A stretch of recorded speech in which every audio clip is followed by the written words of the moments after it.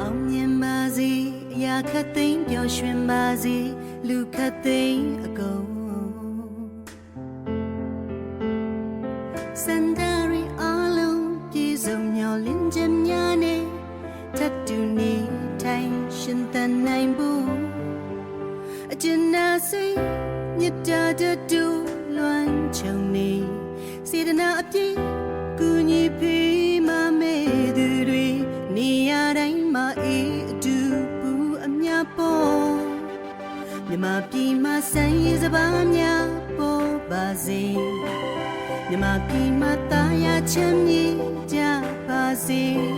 နှလုံးသားလာသူများတိုးတဲ့တိုးပွားကိုစိတ်နှပါရှင်လန်းချမ်းမြေပြေဆုံးဒီမြေဒီရင်ငြိမ်းချမ်းစေဖို့